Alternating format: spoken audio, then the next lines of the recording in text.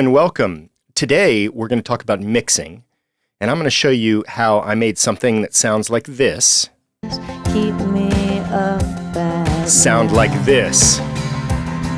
Oh, Alleycat. Let's hear that again. You just can't be We started here, and we're going to make it sound like this. And I know that. So I'm going to show you all the mix steps involved, right from my session prep through the master track. We're going to talk about how to think about them, how to think about the mix as a whole, and we'll look at individual instruments, and I'll show you some of the moves that I made on those. And let's listen to those results one more time. We're starting from here, And your style and your and we're going to end here. kaleidoscope eyes keep me up at. Let's get started. The first thing we need to talk about is session prep. Now, this looks a little bit different than the files that I received from the producer. So I would have received the files in a folder, which I'll actually show you my folder. I think I put that on my desktop. Sara Melson, Alleycat. So in this folder are all these audio files that we received as WAV files from the client. Logic makes it really easy for you. You just drag them in and drop them in. And we did that originally, and what you end up with is a bunch of files like these that are sort of mixed up and not in any particular order. And I'll explain to you the things that I do to take those files to something that's easy to work with. Number one, as you can see, I love color coding. I recommend this to anybody that I talk to, students that I work with, artists, anybody getting started in music production. This color coding is so important, especially in mixing. It just helps you keep track of where you are and what you're doing and what you're working on and where to find the next thing. Through the years, I've developed my own colors. They tend to stay the same from mix to mix. As you can see, these are drums. See, toms, kick. These are some different kinds of loops and hi-hat ride. These are all drums, and I like to give them this nice purple color. I've just sort of always done it this way. The bass here, I generally make pink. This light blue color is what I usually give to synths, and often synth strings, sometimes strings too, depending on the kind of music. I've always put pianos in this with this green color. I'm a guitar player, and my studio is called Peach Music, so I tend to use orange or some shade of orange or peach for the guitars, as you can see here. And this one's really important. I always make vocals red. And why do I make vocals red? I really want them to jump out the screen at me. They're the most important part of the mix. Many, if not all, of the mix decisions reflect the vocals and what effect they'll have, the decision will have on how we hear the vocals. So I always want to know where the vocals are and what they're doing, so I keep them red so they're easy to find. Now these files would have come in if we open this folder back up, that I probably shouldn't have closed in the first place. If we open this folder back up, you'll notice some of them are named with the instrument, and some of them have something like outro, chorus, capo. I can tell that'll be guitar because it says capo. Mystery, chorus, mid plucks, low pluck, intro strums. You can't always tell what instrument it is, so I like to go and organize them by instrument. You can see electric guitar, ambient, chorus. I think they called that mystery something, but I like to give them names so I know what they are during the mix and so that they're easy for me to find and identify.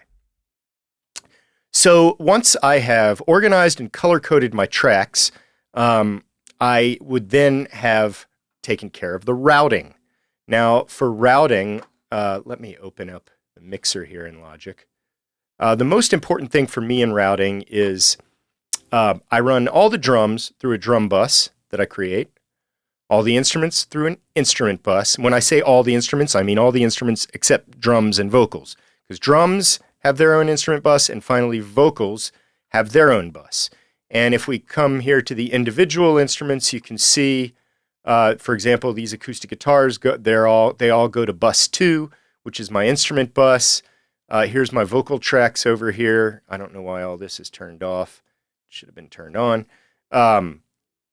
But the vocal tracks go to bus 3. And if you look, that is the vocal bus. Same with the drum bus. Logic makes this really easy for you. So if you're using Logic, what you would do is you would grab all the tracks that you want to put on one bus, and then you could just choose this output on one of them and choose the bus, and it'll change all of these at the same. I'll show you just to prove it. If I wanted to put these on the drum bus, I changed them to bus 1. You see it changed them all at the same time. So Logic makes routing really quick and easy. So I have an instrument bus, a Vox bus, and a drum bus. And then finally, all 3 of these buses go to this mix bus. And I have one more bus called the back bus, or one more primary bus called the back bus. That's actually a send from the instrument bus and from the Vox bus. I think Andrew Sheps calls it the rear bus. Basically what it is a bus for sneaking in parallel compression of the entire mix, which I sometimes do, but I always set it up for. So in the case of this song, I put a rear bus here, or a back bus, and I tried it out, but it looks like I muted it. I think I decided that turning this bus on kind of took away too much punch from the mix, and I decided not to sneak in the back bus. So we've got a mix bus, drum bus, instrument bus, Vox bus, and all of the instruments and vocals and drums going to their respective buses. And once you've done that, you are ready to get started. And your session is prepped. So when our session prep is complete and we're ready to get started on the mix, the way I like to get started in making decisions and making moves is to first listen to the mix that the producer sent me. In that case, it's this mix that I showed it at the intro to this video against the final mix. This was the same sample mix that the producer sent me. And if I take a listen, I'll listen through, and I want to be thinking about the kinds of things that I want to be looking to change when I get into the individual tracks. So I'm listening as a whole, and I'm trying to think about vocals, instruments, guitars, pianos, drums, basses, and spatial elements, and how they're fitting together and how I want them to sound. So let's take a listen. Oh, Alleycat,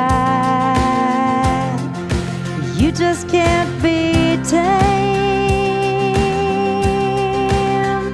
And I know that, but I love you just the same. Okay, so I take a listen and make some mental notes as to what I hear, what I'd like to work on as I go throughout the mix. One thing for sure, I don't feel like I hear enough bass guitar. I feel like the vocals, in order to hear every word, they've been made really loud, and the vocals are sort of sitting over the mix and louder than the mix, rather than above and seated in the mix. And so the vocals are sort of overwhelming and too loud. And also they don't have that nice shiny pop sheen yet. There's a little bit of tuning here and there. Not much. Sara Melson is a very good singer. But we'll have to do a little bit of vocal tuning. We'll want to make them shiny. We'll want to give them some ambiance so that they sound spatial and large and interesting, like a pop vocal should. The drums are nice, but I would like the kick to be popping out a little bit more. I would like the snare to be popping out a little bit more. And I would like them to feel more textured and a little bit separated from the other instruments. I feel like the drums are really masked by a lot of the ambient instruments. You sort of hear their transient response, but you don't necessarily hear their tone so well. And then the ambient instruments seem to be sort of clustered just in a pile in the middle. So we have to use EQ and stereo spectrum and a bunch of moves to kind of make the ambient instruments separate from one another, to keep them from sort of masking the different rhythmic elements, and to make room so that we can seat the vocals down in the mix. So those are some of the things that I want to start to think about and work on as we start to proceed through the mix. So the first mix moves that I like to make usually are just level. I like to take all the instruments before I've added any plugins, before I've done any processing, no EQ, no compression, no nothing, and I just like to get as close as I can with just levels. And this may involve some automation. For example, I think if we look at the vocal track, we turn the automation on, there's some automation on the vocal track. All of this stuff would be done at the beginning to just get as close as we can when we set the levels. And so with just level, we're about, it sounds like this. On your way, and even though I know you're right, your smile and your style and your... So once I've got the levels pretty close, the first instrument that I like to start working with is the vocal. And the reason is all of my early processing moves are typically the vocal. The reason is everything else is giving deference to the vocals. For the majority of the mix, whenever I'm mixing something, whenever I'm making a mix decision, maybe I'm listening to something in solo, more than likely I'm listening to it in the context of the entire mix before I make a move. But in this first step, I just want to get these vocals somewhat like they're going to be near the end of the mix. I kind of want to get them shiny. I want to sort of filter out some of the low end. I want to start to add some of the ambiance so that when I make all of my moves with the rest of my instruments, they're giving deference to how the vocals should sound. So I'm going to go through these mix moves with the vocals, and you're going to start to hear them get shinier and slicker and better. Some of this would typically happen later in the mix. As I start to introduce other instruments, I tend to make adjustments to the vocals as I go. So not everything that I'm doing happened at the beginning, necessarily when I mixed this, but a lot of it did because I'm trying to get them compressed the way I like them. I'm trying to give them some of that pop sheen and shininess and some of those spatial ambient delays and verbs to really get them sounding like a pop vocal should. So the first thing I'm going to do with the vocals, if you look, is I've separated, I was sent one vocal track. Actually, the first thing I did was a little bit of tuning. So let's talk about that first. I'm not going to tune them here because this isn't a lesson on vocal tuning. There's lots of different ways to tune. I happen to like a very natural tune sound. I don't like it. I don't like you to be able to tell that I've tuned it. So I use Melodyne quite a bit, as I have on this vocal. You can use auto-tune. You can use, I love Metatune from Slate. If you don't have a tool like Melodyne to tune by hand, Metatune from Slate is really good. But I think I used Melodyne here, and I tuned the vocals on this track, and then I actually copied, or I bounced these regions to this track. And the reason I did that is so that if I hear something that I don't like later, I can come back and retune that section and bring it back to this track. Then what I did, if you notice, I've got two tracks under this vocal, and they're not labeled. I'll go ahead and label it. This track is the breath. I've gone through by hand and separated out the breath throughout and put a little fader before and after each region in both the original vocal track and the breath track.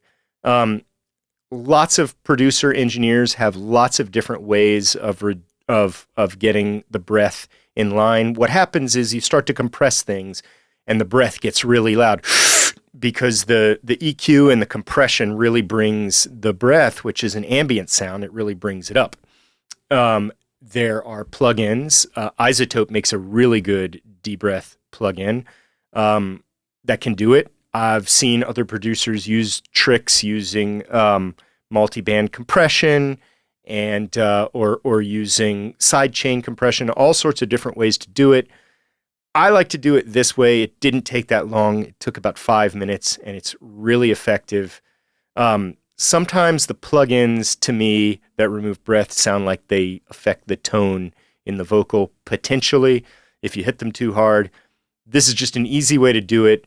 And if you look at the list of plugins I have on this vocal, which I haven't told you what they are or turned them on, you'll notice that these two plugins right here are not on the breath plugin. And that's because those are the compression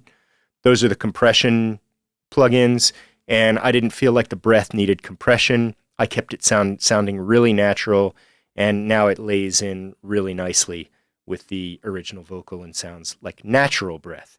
I don't like to remove breath entirely. I think it sounds more natural to have it there. And then there's a third track, and let's change this to the word tuned. This track is processed exactly like the primary vocal track, except there's an instance of metatune at the top. And I did that because there were some phrases that needed a little bit more help than my method in Melodyne could give them. And after some feedback from the artist, I decided to tune them a little bit harder. And so these are exactly the same chain as the original vocal track, except they have metatune at the beginning. So there are a few little phrases here that I'm running through metatune. Okay, so let's talk about what we did with the vocals. Let's listen to them as they are. I'm gonna solo them. You say you're an alleycat. You say you're a tent in a storm. Okay, now the first thing I want to point out is that there's definitely some room tone on the vocal. Now, I don't know if that's because it was in the room that they recorded it or because they added it later. I do know that I actually like the room tone. I often don't, but I tend to add room tone to my own vocals. I tend to record them more dry. I really like Valhalla rooms, but we're not going to need to add room tone to this vocal. In fact, I'll share with you a trick that I saw in a video that the wonderful Eric Valentine, the wonderful producer engineer, shared. And ever since I heard him say this, I've been doing it too. I didn't need to for this vocal because it has room tone. What we'll typically do is put an instance of Valhalla room at the beginning, or any room, and use like a clear chamber and set the decay based on the tempo of the song. In this case, we don't need to. If you listen, the decay for this vocal works great with the tempo of the song. You say you're an alleycat. I couldn't have set it better myself. So I'm really happy with that so far. What I'd like to do is to make the vocal a little bit shinier, a little bit more compressed. I'd like to get rid of some of the mouth clicks. I'm going to try and remove some of the muddy frequencies. So we're going to start with just a regular channel EQ from the DAW, from Logic. I'm going to turn this on all three of these tracks. In fact, maybe we'll open up our mixer. Now, with the channel EQ on, let's listen to it. You say you're a tent in a storm. You say I need a house instead. Without it. And a man to keep me warm. So that cleaned it up quite a bit. So if you look at the EQ, you can see I put a high-pass filter here. I put it at 125 hertz for this particular song. I'm often more aggressive with the high-pass filter on a female voice, especially Sara's. But it just seemed like we didn't need to go any higher. And I'll show you quickly a trick for determining where your high-pass filter might go.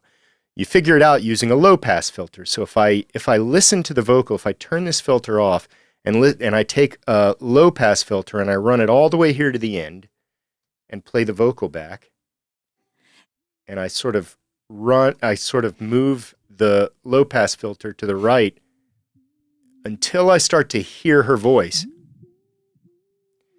And basically what I'm listening for is what's just low-end mud and what's actually contributing to the tone of her voice. Well, here I am at around 200 hertz, and I can actually hear tone in her voice. So I don't want to cut that out. So I'm gonna go a little farther this way.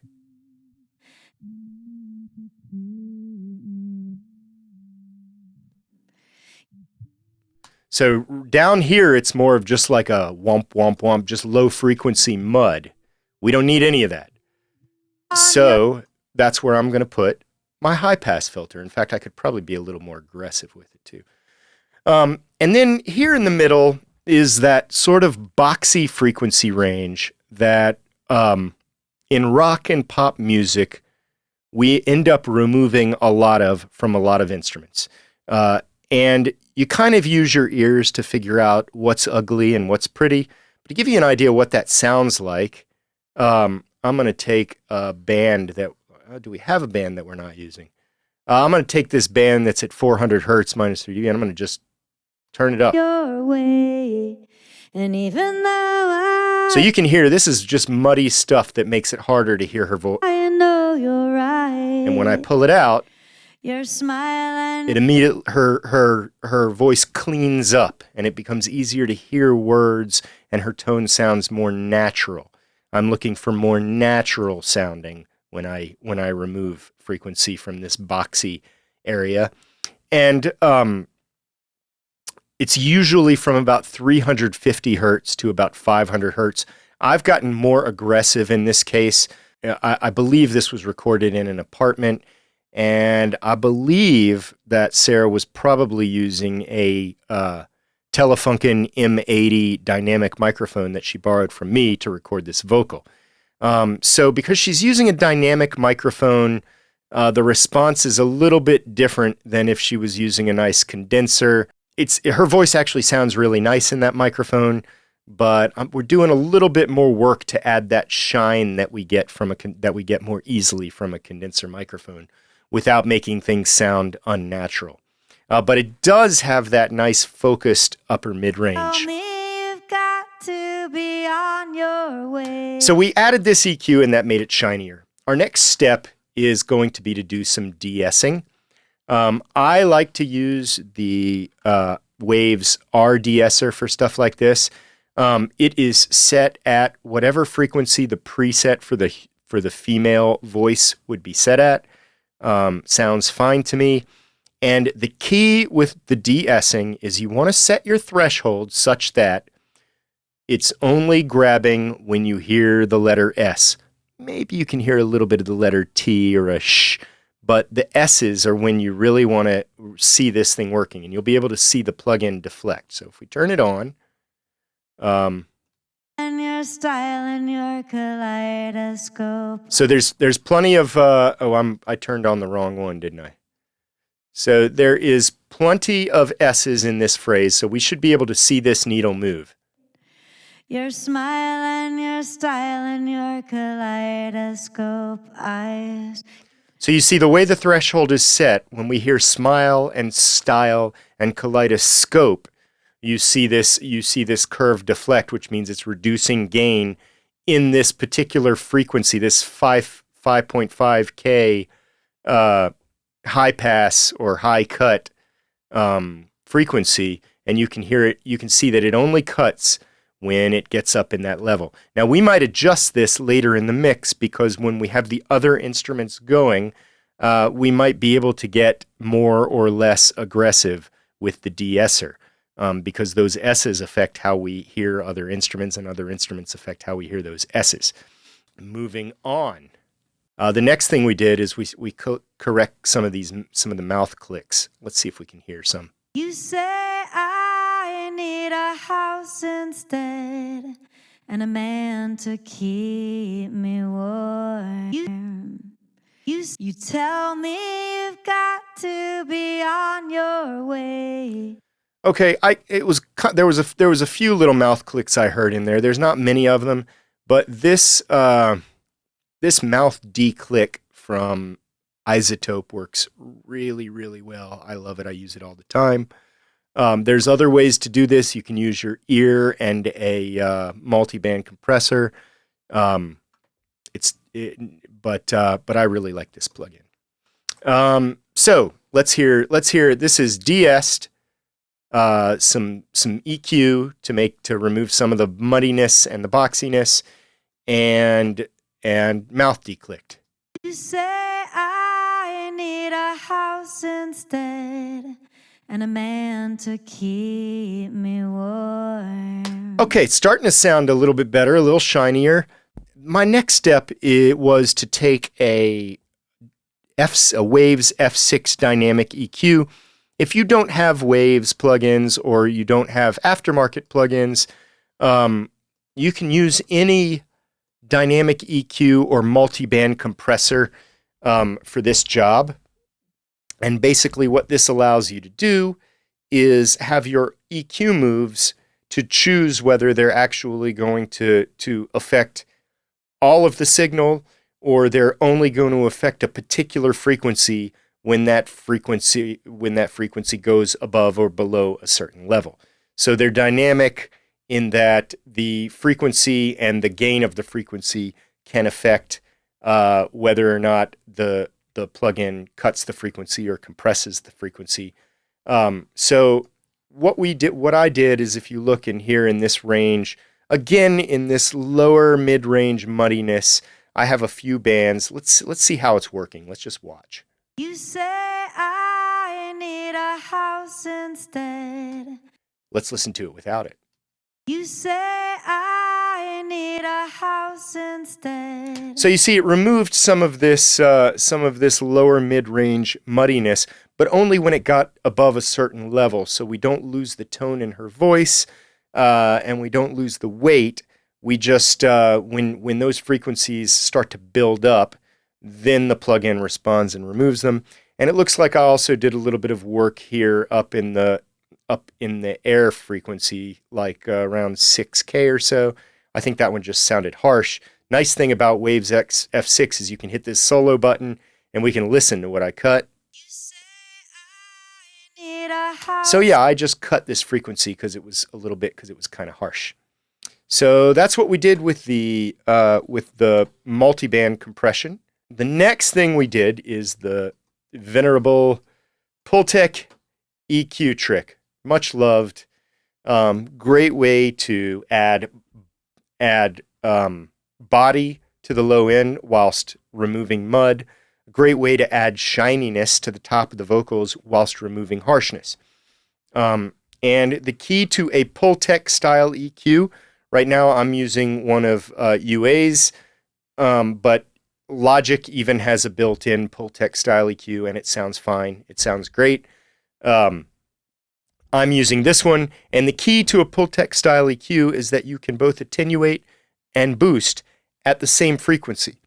And that allows you to create these corner frequencies. So in the high end, you can attenuate to remove harshness, but then you can boost at the same frequency, and that creates a corner at that frequency. So you're just boosting a very narrow frequency to sort of bring that shininess back in that you attenuated.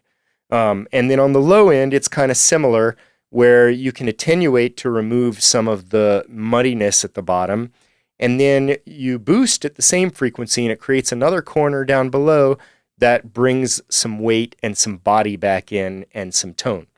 So here's without the Pultec. You say I need Here's with. a house instead, and a man to keep Without. me warm. I'll let it play for a minute. You tell me you've got to be And on. on your way, and even though I know you're right. So it didn't really change the tone in her voice. It just made it a hair shinier in a really good way. And it made the bottom end a little bit tighter and less mud down there, and just made everything a little bit clearer. Now let me show you how you actually do this.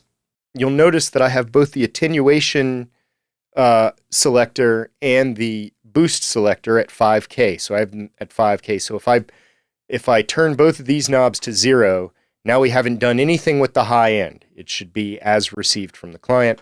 Oh, by the way, I like to set the bandwidth at broad. So I usually attenuate first. So what I'm going to do is I'm going to turn up the attenuation until I start to get rid of some of the harshness. So you can hear how we lost a little detail and a little bit of shininess, but we also lost our harshness.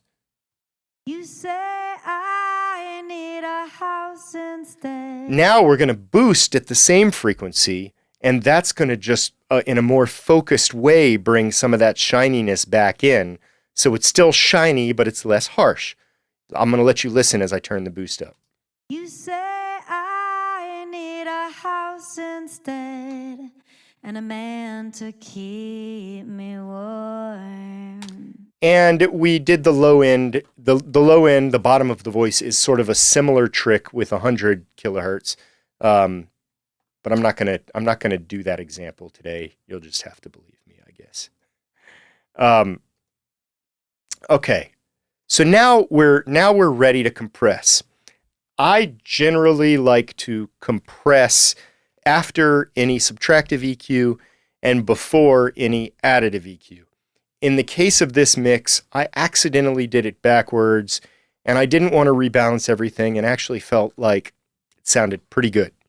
So we're not going to do it exactly. We're not going to do it exactly like that. We have the additive EQ. The Pultec is before the compressor. Typically, I would put that after, but it's a very subtle difference, if at all. It might just be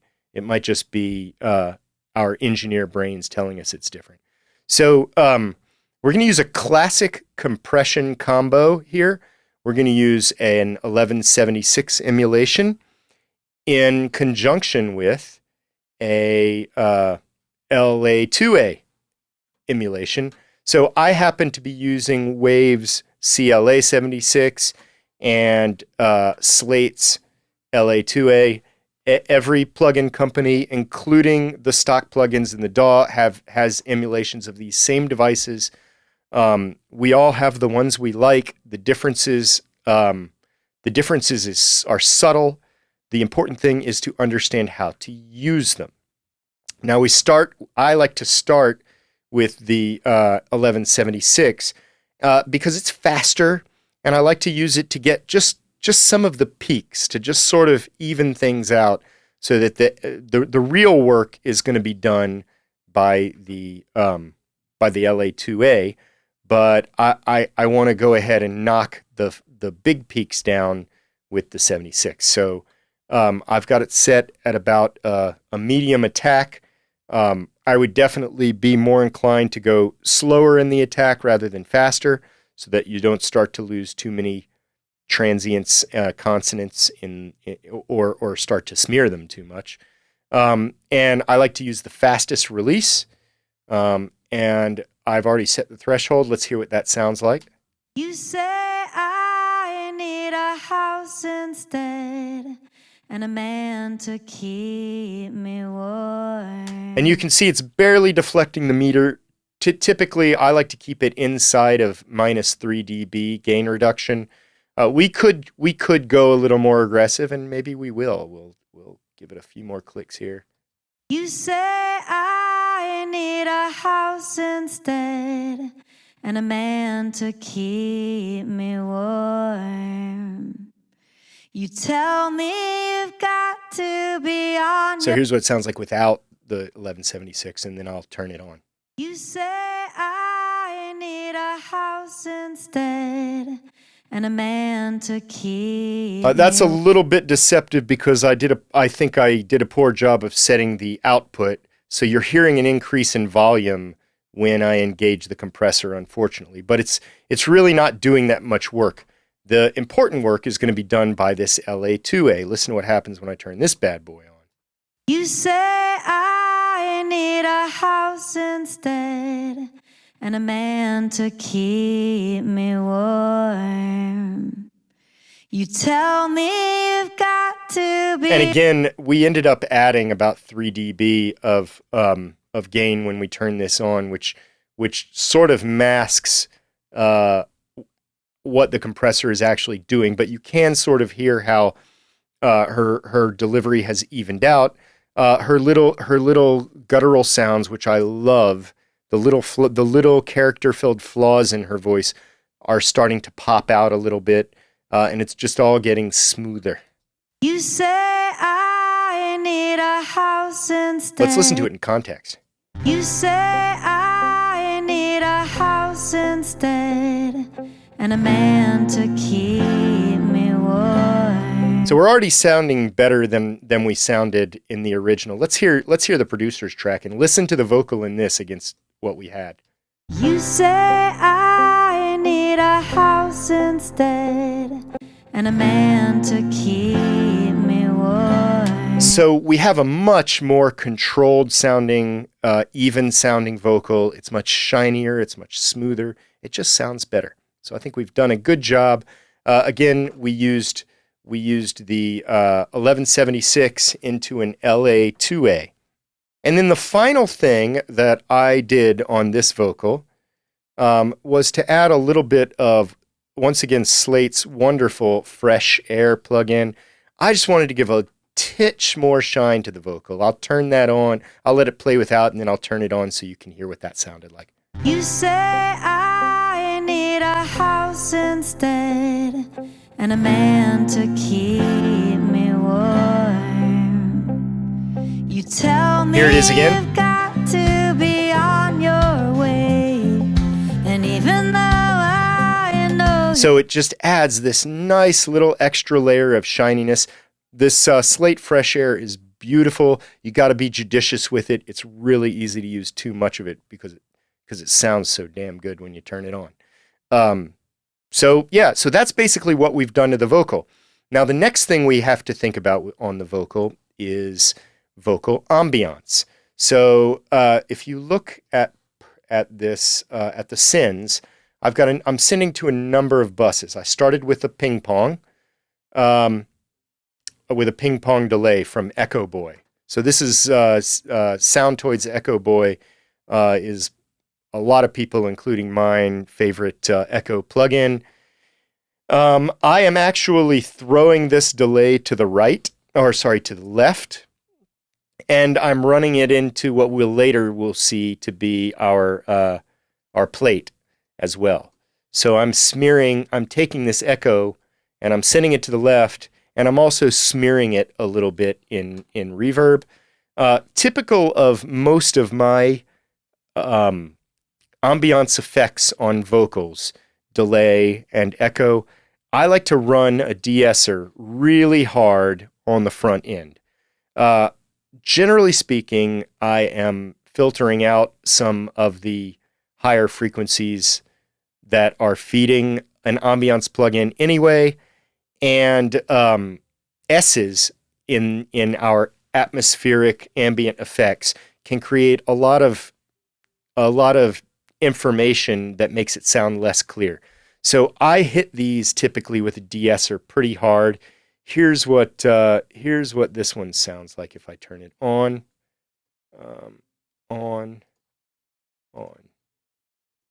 You say I need a house instead, and a man to keep me warm. So you can see it's just a little bit, and it's going off to the left. It's pretty subtle, but it's a really beautiful space that it's adding. And I'm really careful about, I like to cut a lot of frequency from both the high end and the low end of ambient effects so that they don't contend too much with the vocal or any of the other ambient instruments. And let's listen to that one more time. It should be throwing this ping pong to the left and adding just a little bit of ambiance. You say I need a house instead. So then I added a room. I did add a room. And the room, which is a Valhalla room, I'm actually throwing to the other side, to the right.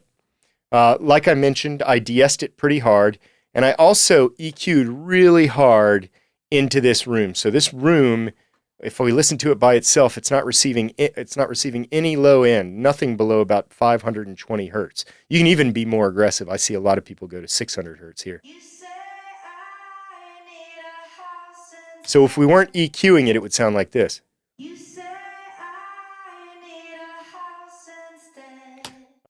This way, the ambient effect doesn't contribute any extra ambient mud to those low frequencies that we're trying to keep in check. We just don't need it down there. And once again, I hit it really hard with the de-esser. So with both of those put together, the ping pong to the left and the room to the right, we have slightly different things going on each side, which I think makes it sound a little bit more spatial and interesting. And it sounds like this. You say I need a house instead, and a man to keep me warm. You tell me you've got to be on your way. Okay, the next thing we added is a plate. Frequently on a pop vocal, I add a lot of different kinds of ambient effects.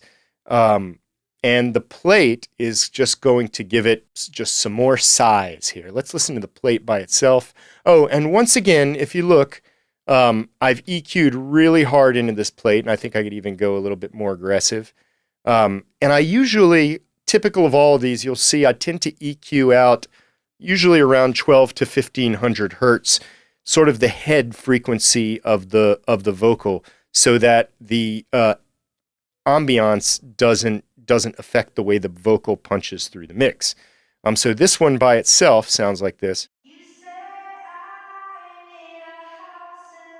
So that's a little bit bigger space for the voice, and we're keeping it in stereo.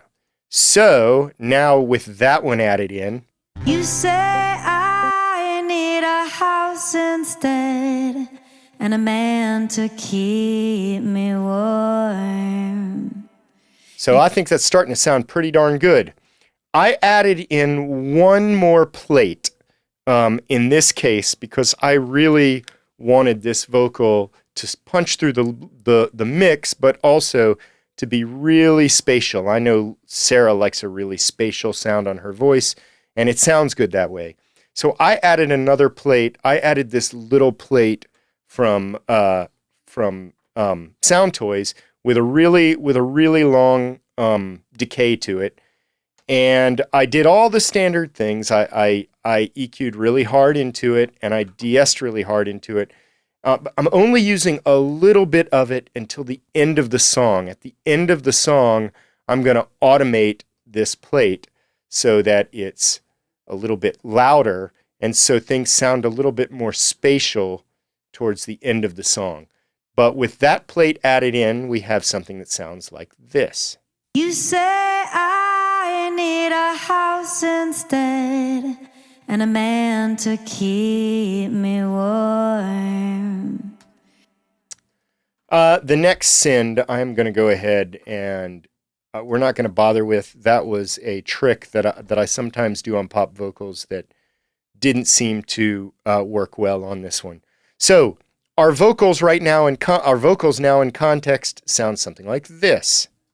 You say I need a house instead, and a man to keep me warm.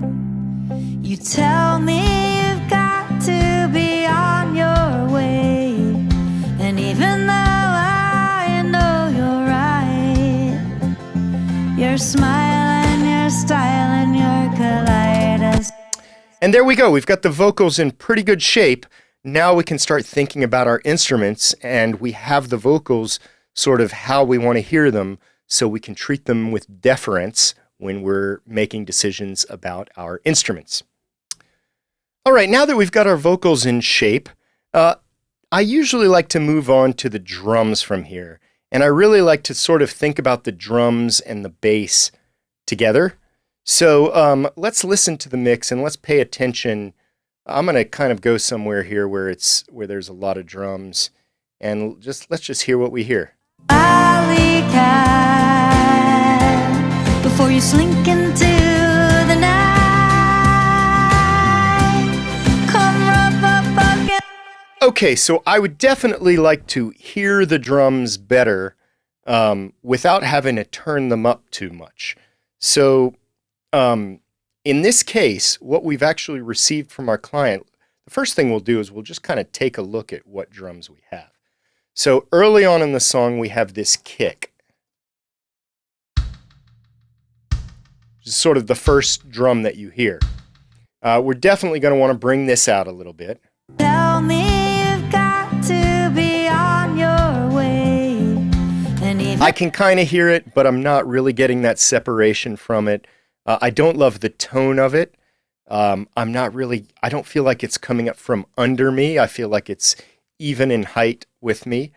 And I'd like to separate it from those ambient instruments a little better. So we're going to think about that. Then most of the song is primarily this loop beat, which sounds like this.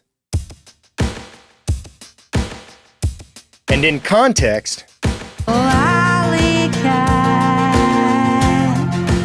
so in context, it's really not popping out enough. I'm not hearing enough low in the kick.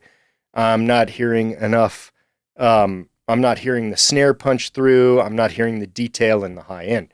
However, we're going to have to be careful here because we don't have the individual drums. We have a loop, and so that's going to be somewhat limiting in what we can do, but also quicker work and makes our lives a little bit easier because we're going to be limited in the type of decisions that we can make. Ultimately, we're going to be seeking to make it punch through the mix a little better. We're going to be seeking to bring out the low-end frequencies in the kick and the high-end frequencies in the other drum elements. And then there's another drum here, this called high pass beat, which is pretty much the same thing. And it says high pass, but I hear some low frequencies in there. So I had a hard time determining exactly what the intent was with this particular loop, given that it's in the recording going on at the same time as the main beat. It's sort of difficult to distinguish one from the other. So I'll tell you what I used this one for or how I used it a little later. But let's start with the primary drum beat and let's figure out how to get that sort of in shape. Let's look at what we did.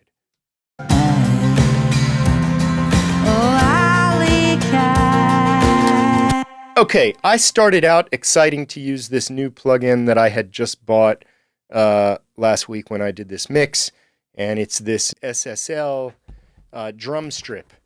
I believe I started with a preset, this loop better preset. So there it is. And let's first hear what it did. That's on. Now here's off.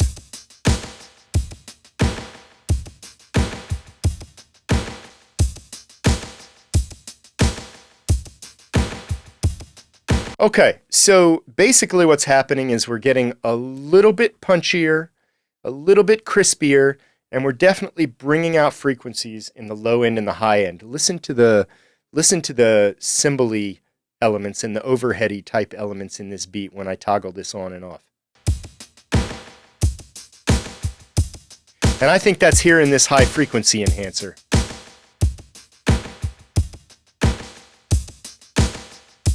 Now I'll toggle this low frequency enhancer on and off.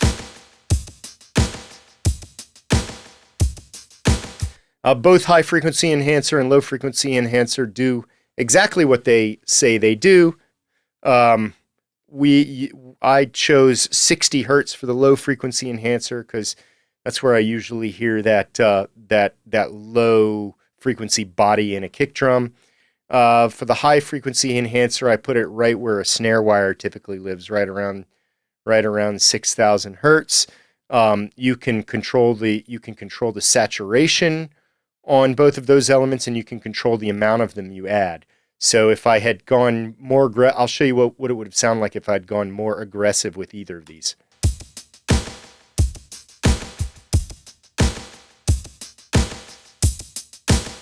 But I was really trying to avoid making it harsh. I wanted to keep it subtle. As with most good mixes, I try and make small moves and well thought out moves. This Transient Shaper is exactly what it says it is, and we're basically just using it to add a little bit of punch. It's accentuating the transient and reducing the ambiance of the loop a little bit. This Listen mic compressor is an emulation of the Listen mic compressor in SSL's consoles. I've got one in my I've got a version of it in my SSL 6 in LA, and I'm using just a little bit of it to add a little bit of parallel compression.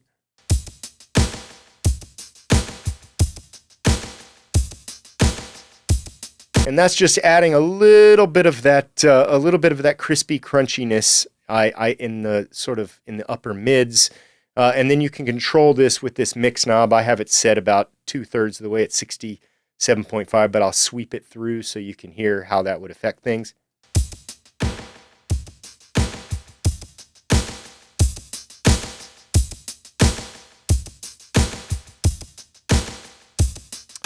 So that was our first move, and let's hear this. I love this plugin, by the way. Let's hear it in context with the plugin on and off, with the drum strip on and off, with the rest of the mix. Listen to how much, when I turn this on, listen to how suddenly the drums pop out of the mix. Alleycat,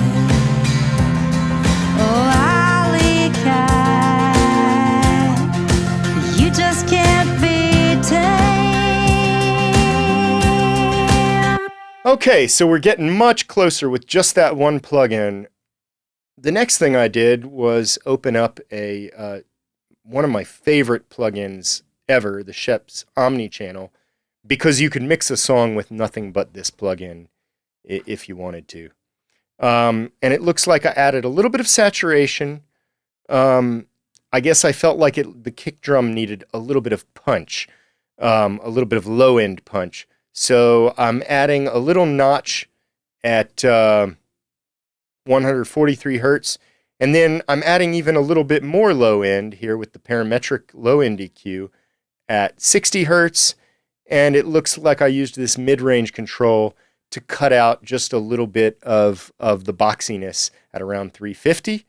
And here I'm going to play it off, and then I'm going to turn this on so you can hear what that did.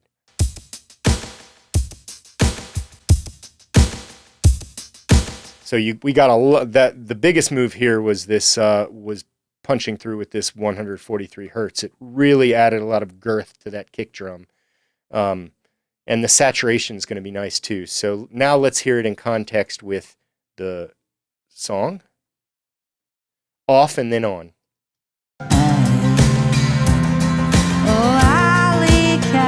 You hear how when I turn that on? Do you hear how when I turn that on, suddenly that kick drum feels like it's punching through?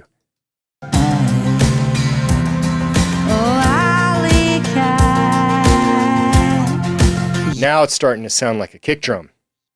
The final move that I made on this primary beat was to add just a little bit of saturation using Soundtoys Decapitator, which is my favorite saturation plugin. I literally used a preset that they call Drum Fattener, and just a little bit of it mixed in. I've got it probably at about 9 o'clock here in the mix knob, almost 10 o'clock. And so what that sounds like is this. Off.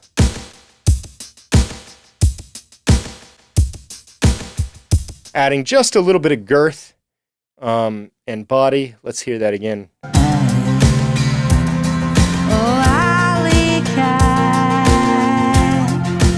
So that's where these drums are sitting now. You'll notice they're really popping out. We hear our kick, we hear our snare, and they're thumping through nicely. Let's start to look at some of the other elements in the drum track. Let's take a look at these shakers. I didn't do much with them. So there's two. I panned one left and one right. I EQ'd both. The EQ looks kind of like this. I tried to accentuate a different high-end frequency on each so that they wouldn't have the same timbre. And then I added some 200, a big chunk of 200 hertz on each. I know that these aren't low-end instruments. This can be a little counterintuitive, but it just helps them punch through the mix. Suddenly it thumps through a little easier. And it looks like I added a little bit of saturation courtesy of an emulation of Slate's emulation of Neve's 1073 mic preamp. I think I just wanted to give them a little bit more of that crunchy, you know, that crispiness. And so ultimately our shakers, which are panned one hard left and one hard right, sound like this. Whoops.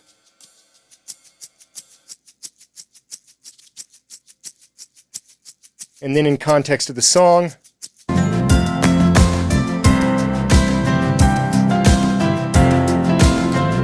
okay, I like the shakers.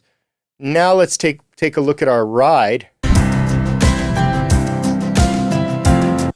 As you can hear, it's not punching through the mix that much. We don't hear it very well, and that's what we're going to try and fix. I've got it panned a little bit to the right. The first thing we did was punch it up a little bit with a trim. Just give it a little bit more level. I picked a few frequencies with an EQ to accentuate some of the high end and some of the sizzle. Off, on. And then I figured, what the hell, I opened up this drum strip plugin, and it looks like I did some more high frequency enhancement with this guy at about 9,500 hertz. And that added a lot of really crispy shine. Let's hear that. And suddenly that ride cymbal is really poking through nicely. I like the way that sounds. Here towards the beginning of the song, we have this hi-hat, which is difficult to even see in Logic's. It's difficult to even see the waveform, but I'm going to try and show it to you. There it is. So it sounds like this. To be on your way, and even so you can hear it just barely. I wanted to bring it out just a little bit more, so I opened up a Schoeps omni-channel. I don't know why I did multi-mono, but I've coupled the two channels, so anything I change I make to one side, I make to the other. And looks like I added a little bit of 3.2K, which is a nice frequency on percussion instruments to get them to cut through a mix, because it's harsh on a lot of ambient instruments. So it's a nice, for quick percussion, I often like to add a little bit of 3.2K. And it also, I added some low end to this hi-hat. So now it sounds like this. This is without.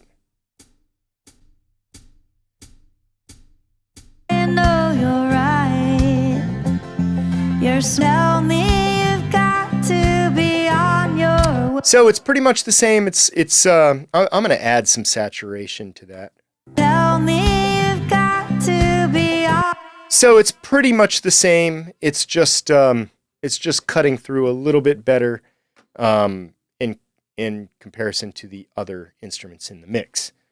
Moving right along, there's an open hi-hat here near the end of the song. I didn't do anything with this one. Seems like maybe we should have, but we've already sent the client the mix and they're happy. But we've already got a pretty good balance there, so it's okay to do nothing. If something sounds good, it's okay to leave it how it is. Let's see, anything else on here we want to do? So this, where was it? This high pass beat, I noticed that it was very similar to this disco swagger beat, and I wasn't really sure why the client put it there. So what I did is I filtered it a little bit harder than they did. So they sent me this, and I filtered it even a little bit harder. And then I even added, and then I ran it through the drum strip. Then I added some high frequency and low frequency enhancer and a little bit of inverted transient shaper to kind of get it to be a little bit less transient than the other beat, and a little bit of this listen mic compression, so that when these beats are in parallel, the high pass beat, as they call it, is intended to just add excitement and energy through this section. So it sounds like this. The original beat sounds like this. And together they sound like this.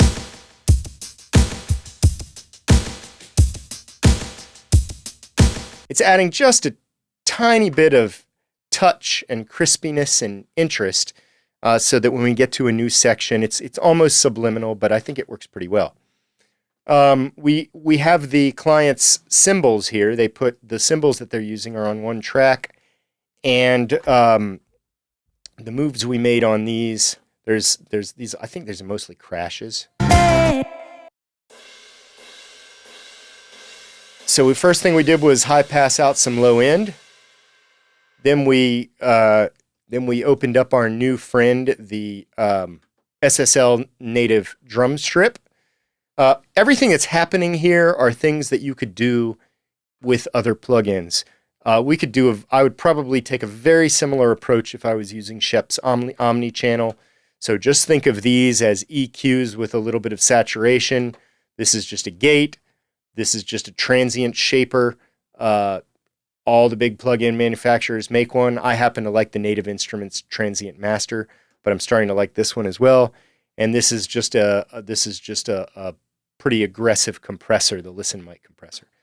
And when I'm listening to these cymbals and I turn on the drum strip, it sounds like this. Without, with. It just kind of gave them a little bit more crispiness. Here it is in mix context.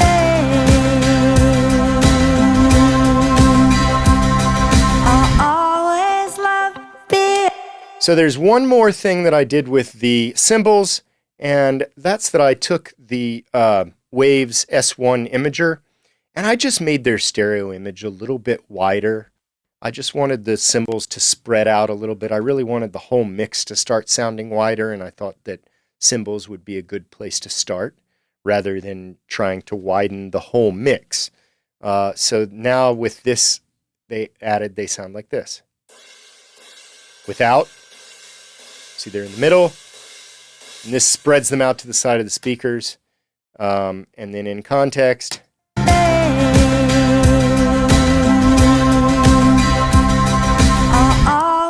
that worked pretty darn well. Let's see if there's any instruments we haven't discussed under the drums.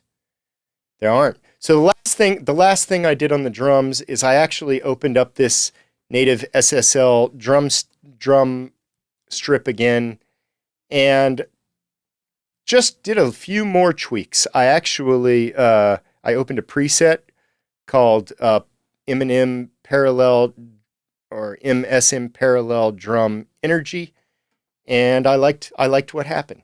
Let's listen to just the drums.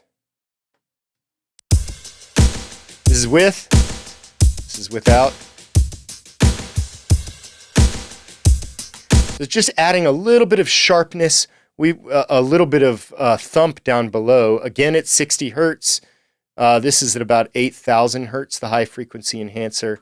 The Transient Shaper is making it a little bit punchier, and the Listen Mic compressor is adding just a titch of body or fullness and crunch in the way only it can. And yeah, so that's what the drums sound like. And then in context, before you slink into the night, so now the drums are sounding really good in context. come rub up against me like that. There's one more thing. There's one place where there's some claps. And let's find it. It's right here. I thought these claps were pretty good. I could have done nothing with them. I'll let you hear them.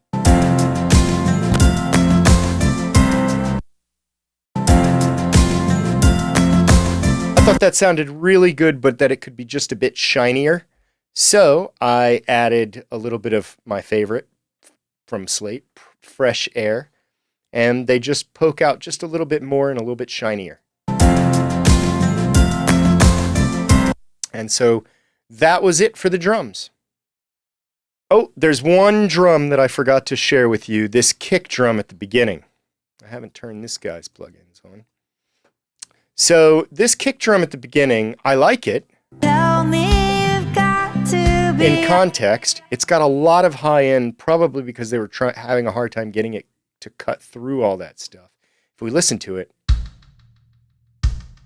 and it's also got a lot of mid-range, and I really wanted to clean a lot of that up. So my first move on that was to boost the low end, and I got a lot of this mid-range here, and also a lot of this boxiness. So then we had this. Without the EQ, with the EQ. And then I added this new tool that myself and everybody else loves from Slate.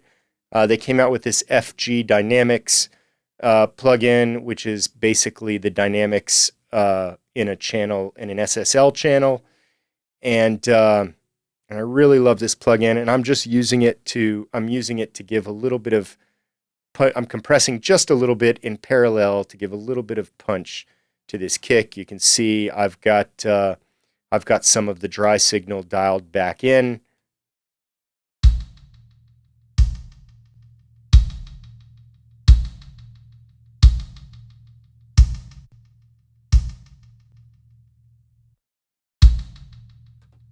And now let's hear that kick in context.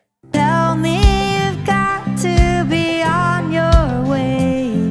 Wow, that made a huge difference. Now that kick is under us, and it's got a lot of body, and it's got a lot of low end, and I really like that kick now.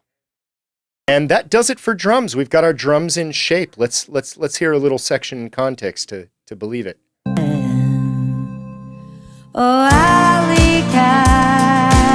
Drums sound great. Before you slink into the night. Okay, let's go get to work on the bass.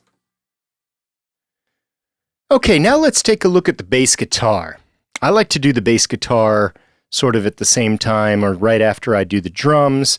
That way I have my rhythm section pretty solid for the rest of the mix. Let's take a listen to where the bass guitar sits in relation to the other instruments right now.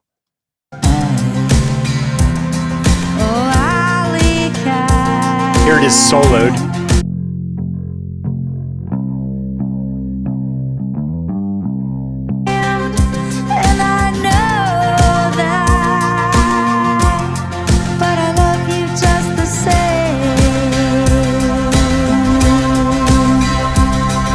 Okay, it's pretty good.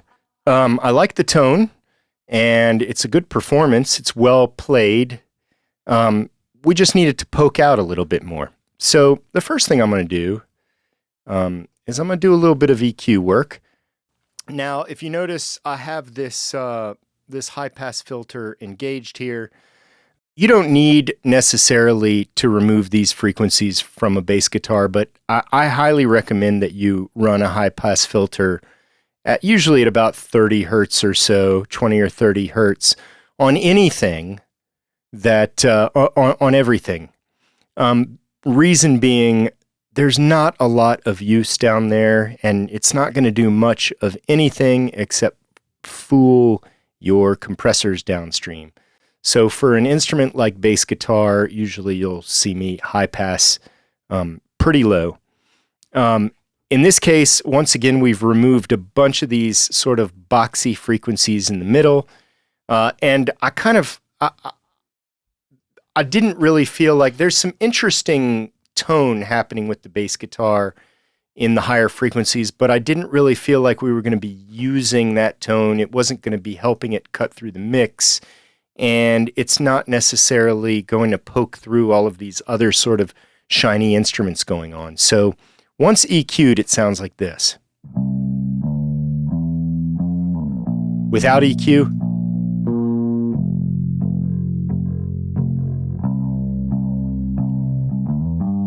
So basically, we just kind of tightened things up a little bit and focused the tone a little bit where we wanted to hear it. Cleaned up some of the high frequencies, removed some boxiness, and put a little bit of a high-pass filter. I really want this bass. I like this bass guitar in this song. I think it really contributes to the groove. And I want it to punch through and have a little bit of personality. So the compressor I chose to use was an emulation of a DBX 160. It's a VCA compressor, an old VCA compressor design that's used very commonly in a lot of studios for this kind of purpose, for the kind of when an instrument, when you really want something to cut or give it some like character and sort of a little bit of poke in the mix. It's sort of an aggressive compressor. I've got a little bit of dry signal dialed in. I'm compressing at about 3.8 is the ratio, and I'm pretty careful with the threshold. I don't think I definitely didn't go past maybe 3 to 5 dB of gain reduction. Let's take a look. Well, that's a little bit of a lie. It's going all the way to 5 dB, but there's quite a bit of dry signal dialed in. This is without.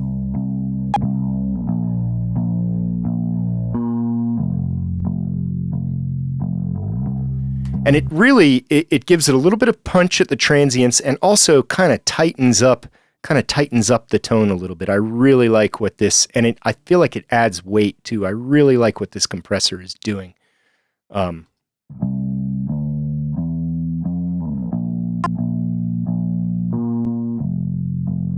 Now in context.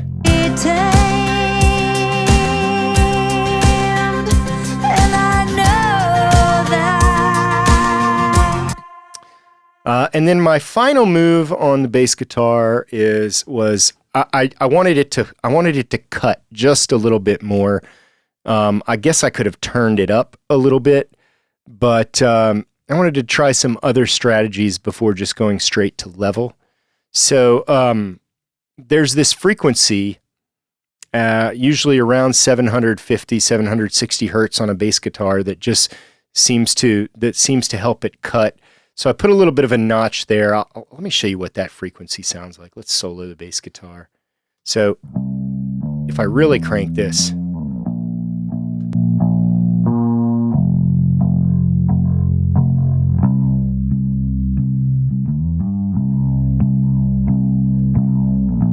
so if I solo this frequency, there you hear it. So it's a nice punchy frequency at 765 hertz.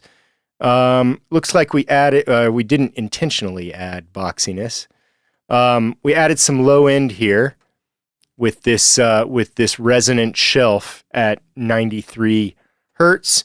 So we're just getting a little bit of low end. Here's with that on and off without it. So it's adding quite a bit of bass to go along with this mid. And then I added a little bit of, 3200. I think I was maybe thought if we get a little bit of the finger or pick attack or however he's playing it, just help it poke through a little bit. And then some even harmonic saturation. So the combination of it all went from this to this. And in the context of the mix, You just can't be tamed. And I know now I really like what the bass guitar is doing. but I love you just the same. And you can really hear how the bass guitar, it's not louder, or not much louder. It might have come a few dB, but it's really kind of like poking through with the right frequencies and gluing to the rest of the mix really well. And I think that's a combination of this DBX 160 compressor, adding a little bit, cutting a little bit of the high-end frequency and the boxiness while adding specific high-end frequencies, this 765 notch that we added, and then a nice healthy chunk of low end down around 90 or 100 hertz with that low end shelf. And then that saturation added some smoothness too. And I really like what the bass guitar is doing. Let's listen to that one more time. Oh, Alleycat, you just and I know. Okay. So that's the bass guitar. Let's get started on our other ambient instruments. Okay, now that we have our vocals, our bass guitar, and our drums in pretty good shape, we can start thinking about how we're going to mix these ambient instruments and get them to sort of separate out from these other elements, live in their own space, mask themselves and other instruments less, and have their own sort of texture and start to add width and depth, and be able to hear guitars and keyboards and such more clearly and give them some character. That's a lot of things to do to these ambient instruments, but we got it. We got it. So we're going to start with the guitars because there's more guitars than anything else. A few things to think about when you receive files like this or tracks like this from a client for whom you are going to mix, or when you're mixing your own tracks, as is actually more common for me. For example, this client sent these two identical acoustic guitar tracks. And in cases like this, for example, I'm going to presume that these were sent with the intention of panning one way, and panning one the other way. And actually, they sound pretty good that way.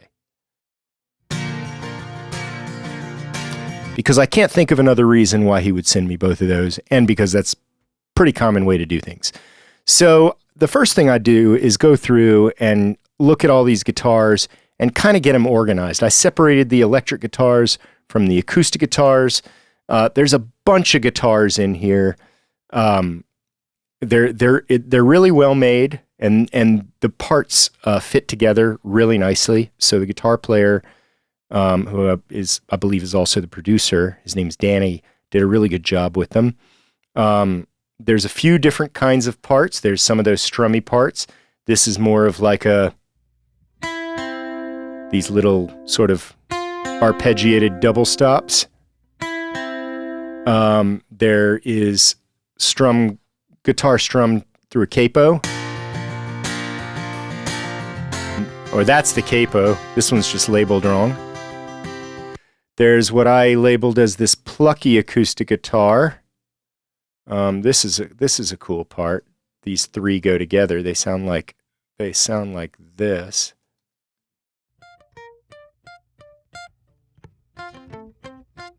Really cool part.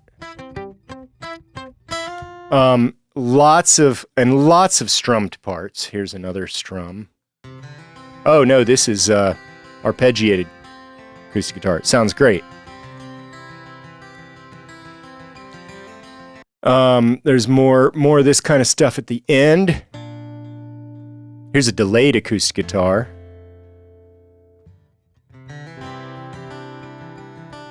When you start to turn them on, you see that they're put together really thoughtfully. Really nicely done.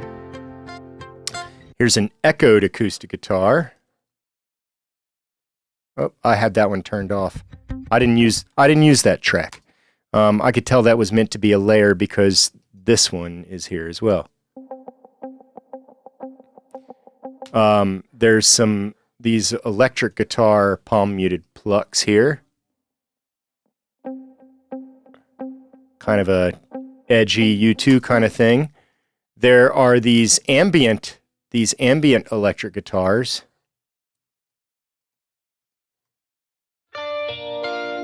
Really pretty. And really good in context. Let's see. Oh, and there's this funky electric guitar at the end.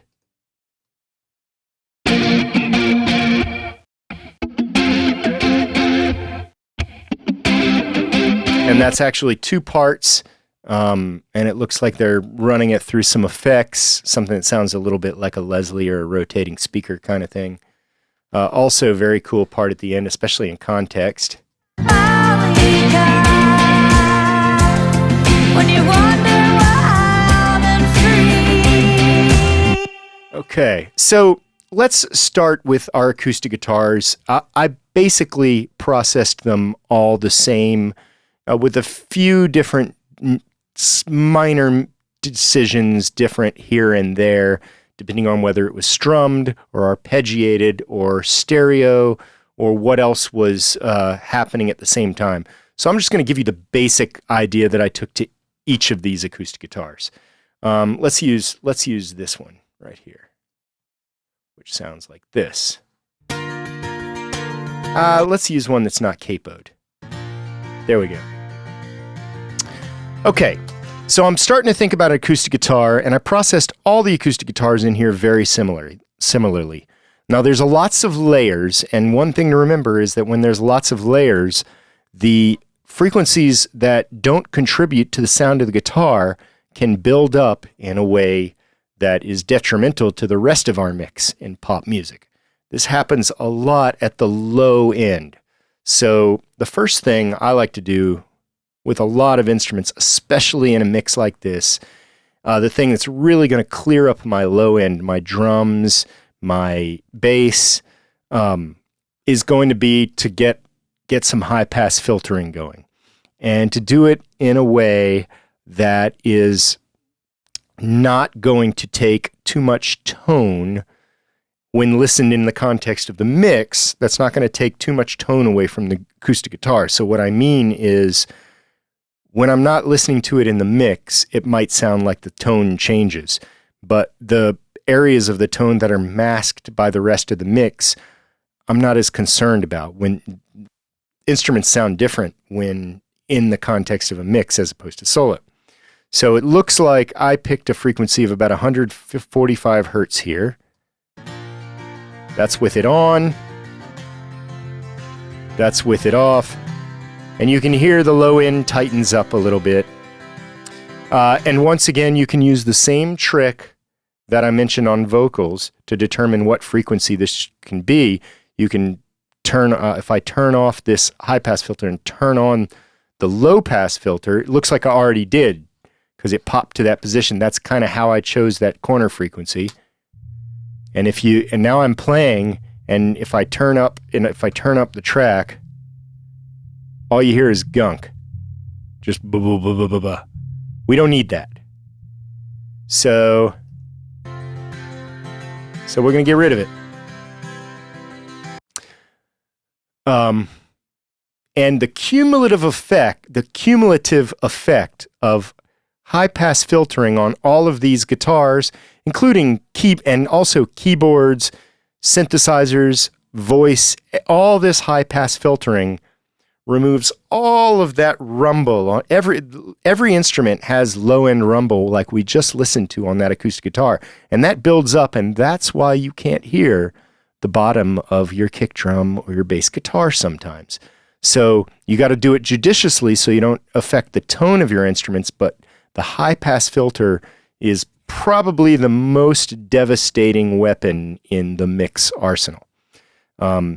And I think I used the same frequency to high-pass filter on all these acoustic guitars. Next, I used my favorite Schoeps Omnichannel. By the way, if you see me using Schoeps Omnichannel and you don't have it, this is just a great collection of tools that you have even in your DAW.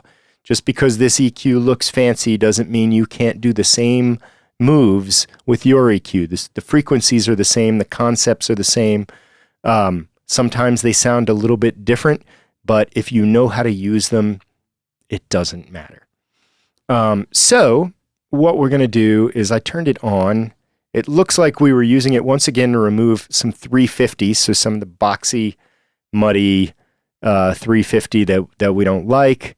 And I think that might be the only thing that I used the Omnichannel for. I guess I could have done that. I guess I could have done that just as easily with the Logic EQ when I did the high pass filter. I don't know. Maybe I had planned on doing some color EQ and decided that I didn't need to. What I mean by that is sometimes these EQs in plugins like this work a little bit better to add color in a more musical way to the sound, but I didn't need to do that. So we can close that. And my current favorite plugin for compressing acoustic guitars, and actually for compressing lots of things, is the Klanghelm MJUC. It's really inexpensive if you don't have it. You can do the same job with other plugins, but it sounds really good. It's just, this plugin's got some mojo to it. So I'm going to turn it on. I'm not compressing very hard. It's just touching the needle. It's barely making it past 1, maybe 1.5 dB of gain reduction. And that's even kind of more than I usually use at this point. But the really nice thing about this plugin are these controls down here. This timbre control and this drive control. I can use this to control how dark the sound is. If it's more towards hi-fi, I'm going to hear more detail in the strings. If I start to go more dark, it's going to really, it's almost like a very colorful musical low-pass filter in a way, but it's just more musical than that. And then the drive adds saturation, but again, in just a very musical, natural way. So I could go like that.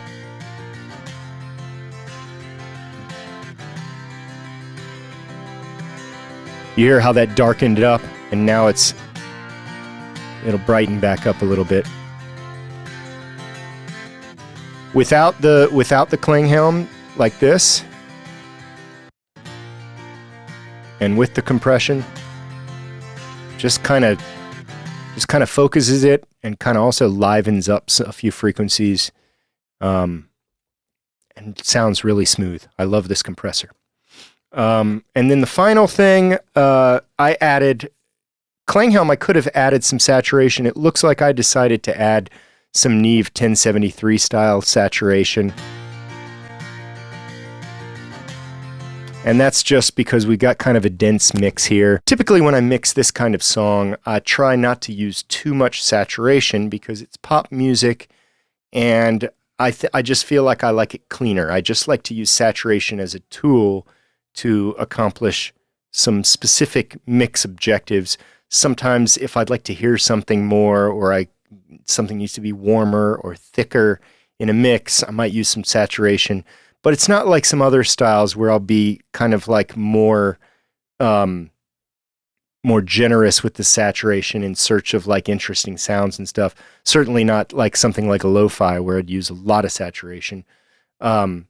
But on these acoustic guitars, I really felt like they could use a little bit of character. They're really well made, but I think they're maybe recorded direct. And I just really wanted to add a little bit of character to them. So I added a little bit of Neve 1073 style saturation to all of the acoustic guitars. So my final acoustic guitar sound generally was about like this.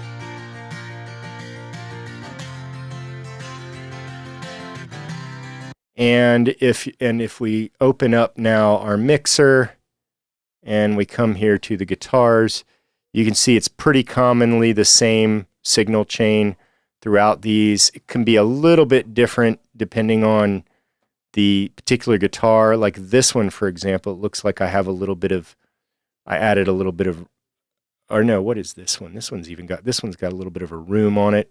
So for that plucky solo at the end, so for these, I felt like they could use a little bit of room. And that just gave them a little bit of spatial, but the rest of it is the same. So throughout these acoustic guitars, we're basically using the same plugins. So I'm just going to go ahead and turn all of those on, and then we're going to look at some electric guitars. And actually, we don't have that many electric guitars to look at. We have these two funk guitars at the end. We'll get to those in a second. We do have these I called it the I still haven't found what I'm looking for guitar, but it's basically just a delayed.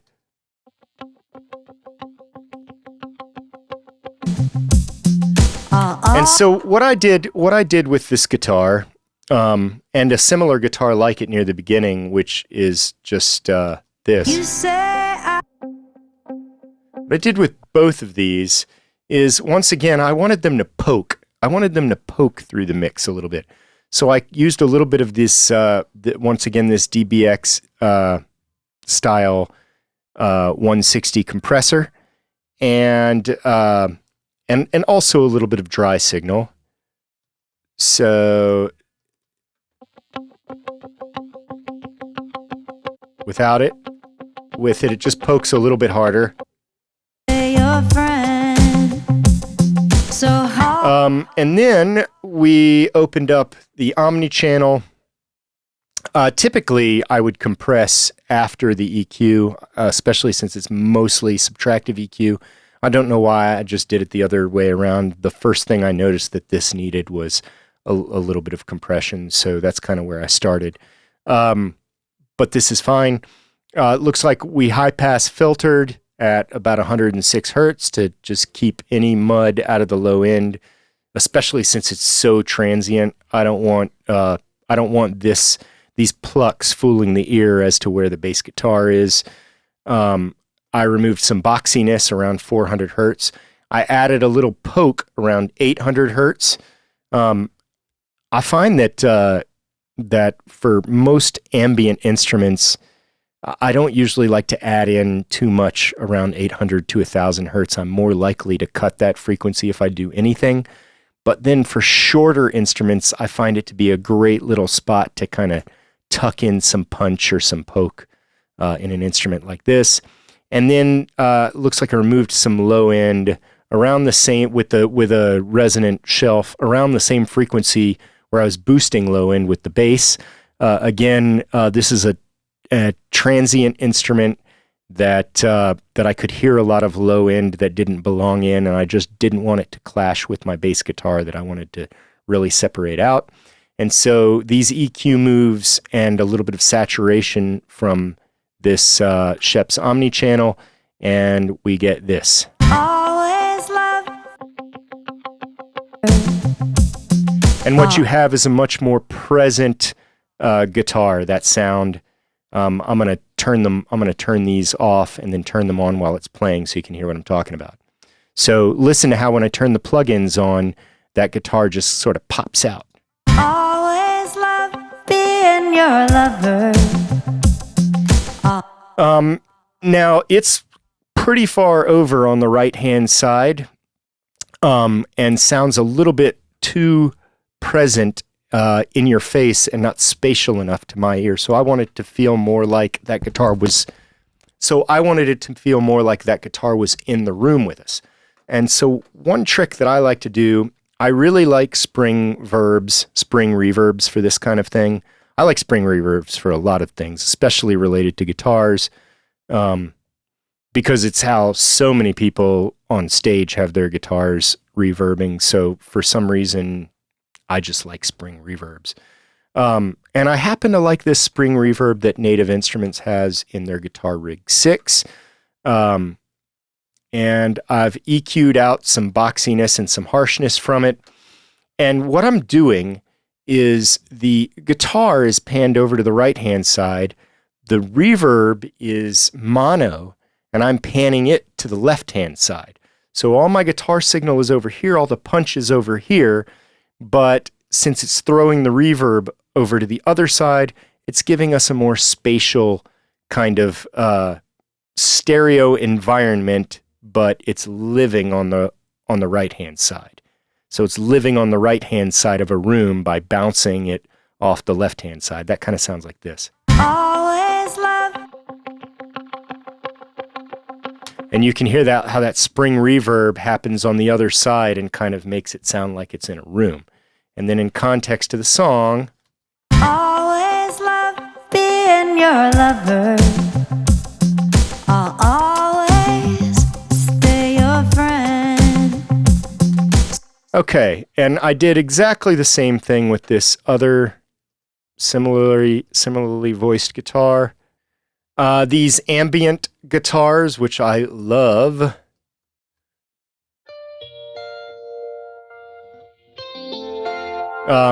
I did almost nothing to them. All I really did was obviously some high pass filtering and just the very top of it so that they're high end, because I think they were recorded direct, so that their high end didn't mask anything like cymbals or the top of the voice or the tops of acoustic guitars. And so once we turn those EQs on, these three guys together. Oh, and I did some panning with them, and they sound like this. Now here they are in context. Hard to say goodbye to your bedroom eyes and sighs, even if everything eventually will end. And I think that about does it for guitars. We're going to go to the piano next. I don't know if Danny or Sarah played these pianos. I know that Sarah is a piano player, and a very good one. And we want to have the pianos sounding really nice. So let's start off by just kind of hearing what they sound like. I'm going to come, for the most part, and use this area in the middle, which is basically a piano solo, to tell us kind of how they're sounding to start.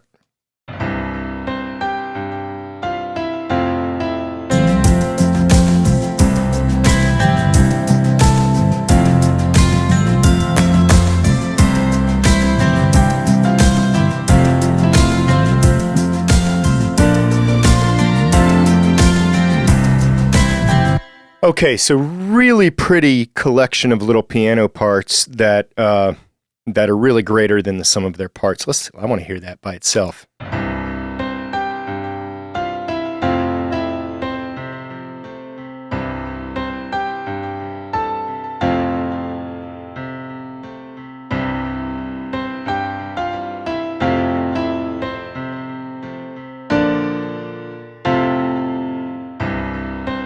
Okay, so it sounds like there's a little delay on at least one of those pianos, but let's just talk about how we dealt with them in general. Let's start with the piano melody solo, the piano solo melodies together. Okay, so that's not the melody. These are the rhythm parts underneath. So basically, all I did for these low ones, I really liked the tone of this piano. So all I did was high pass filter it. Probably could have taken some boxiness out of it.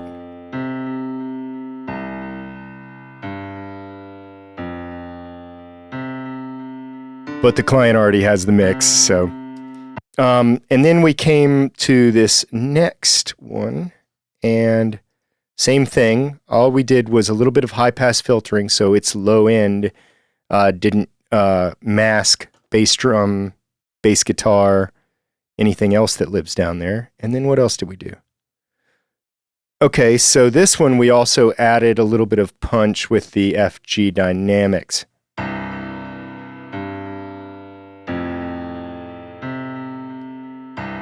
And also, I think we added a little bit of high frequency interest with a Neve style EQ. Just made it a little bit, brought out a little bit of the high end detail in that piano. Sounds really good. Now here are the solo notes. I'm gonna solo them together. So it's basically the same part in different octaves. So I treated them together. I treated them both the same way. I started off on the melody piano. Again, my favorite thing, high pass filter, maybe the most useful tool in all of mixing. Then, little Shep's Omni channel, a little bit of 5,000 hertz to a little bit of high-end detail on the piano. Some saturation, so some even harmonic saturation to give it a little bit of grit. We removed these boxy frequencies, again, around 350K. And the high-pass filter is on here, too, which is sort of redundant. We don't really need it. And so that's what we did with Sheps. And so that gives us, let's turn that on for both. So that gives us this. So it's starting to get even shinier.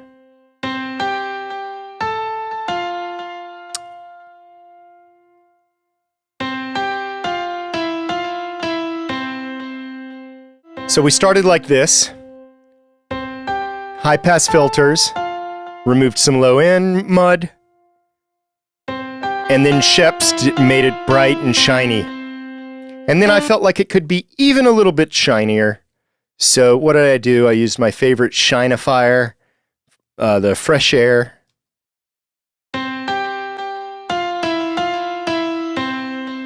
And you hear how that Fresh Air adds that beautiful detail in the top end. Right at the top of the transient, it sharpens it.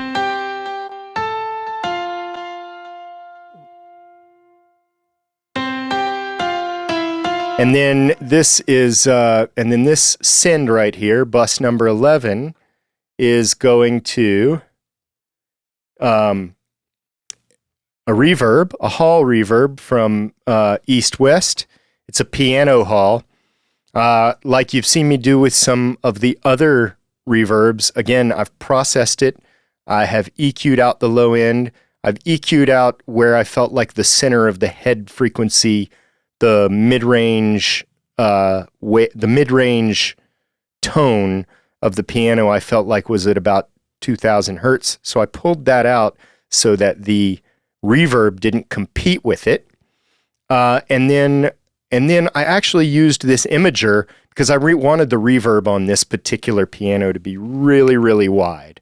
And so we ended up with this really nice wide sound.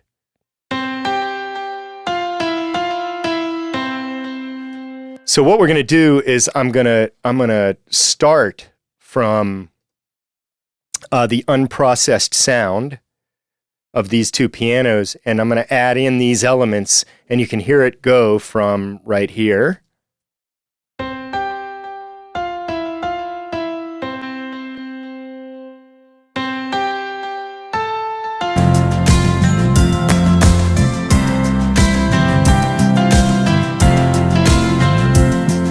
Beautiful spatial piano sound. Now let's just make sure that we have turned on we've made similar moves on the other pianos that are going on while these parts are being played. For example, this one is solo rhythm.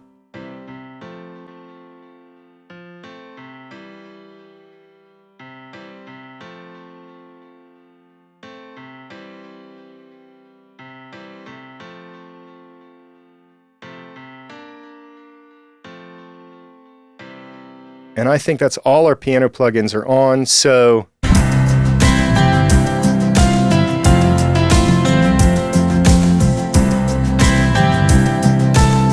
that's a pretty dramatic improvement in piano sounds with little moves. We added a little bit of EQ there for shininess.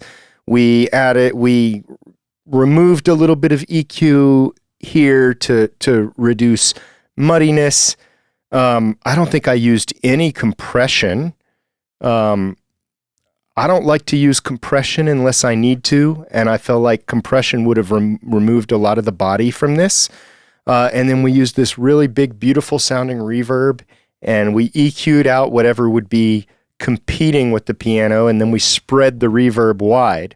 And really, really beautiful sound here, and great job to Sara and Danny for building this part.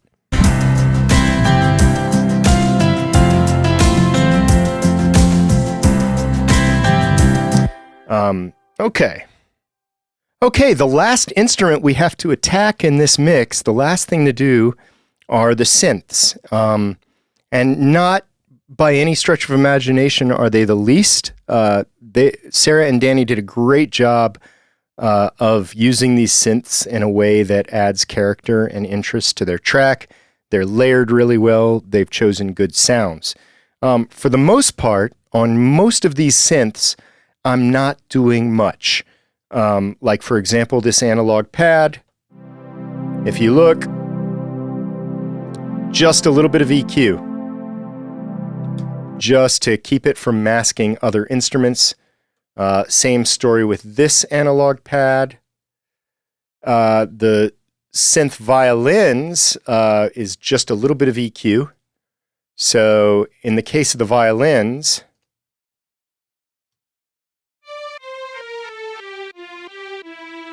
the intent is to bring out some of this air at the top and to remove any low-end frequencies, because I certainly don't need any low-end of violin masking my bass guitar.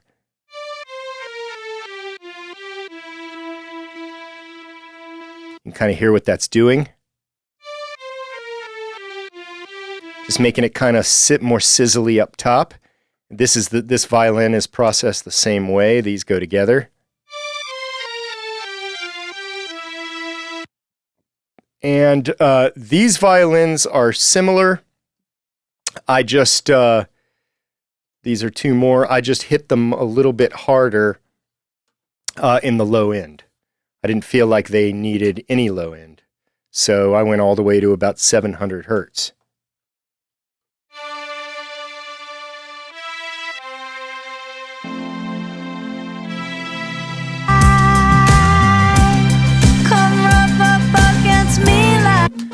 So this pulsating synth is a kind of an important layer to the groove, and I felt like it was sort of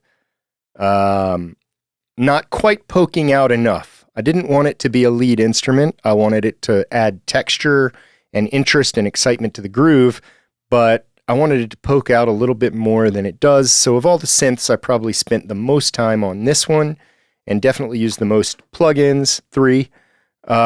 I started off with a little bit of EQ, got rid of all of this low-end junk that we don't need, got rid of some boxiness, and just a little bit of frequency at the top.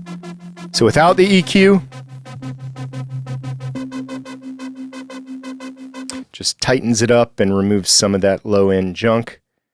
And then I'm using this wonderful SSL emulation from Slate, this FG Dynamics that I'm seeing a lot of people use these days. I'm using the gate, or rather the expander, to try and get this thing to just be a little bit punchier and to kind of get the highs to poke out from the lows a little bit more.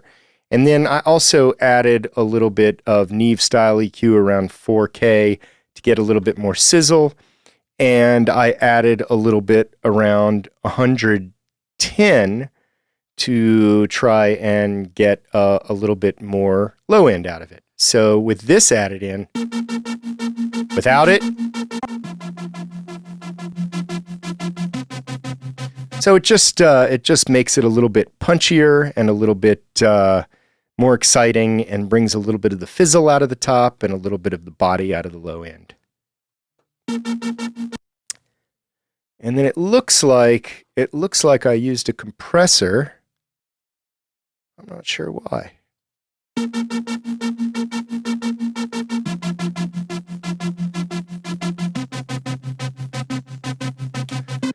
I'm not sure why I used a compressor on this, but honestly, I like the way it sounds, and I feel like it's keeping it in shape, and if it ain't broke, don't fix it, so I'm going to leave that on there. So in context now, this pulsating synth. Alleycat, before you slink into the night, come rub up against me like that. Okay. Let's see here. What else? What other synths haven't we talked about? There's this choir pad here at the end. I'm not sure what this was. Okay.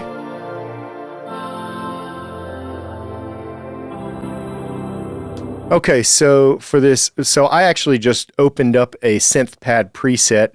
It's probably one of Andrew Shep's presets. I always find his to be clever.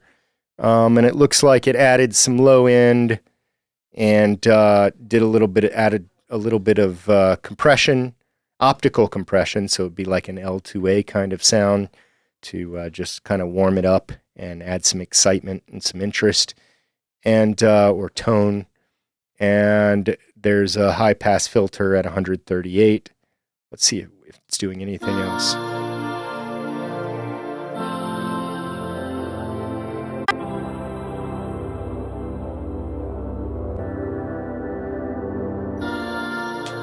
So that's doing a really nice job of making that sound interesting.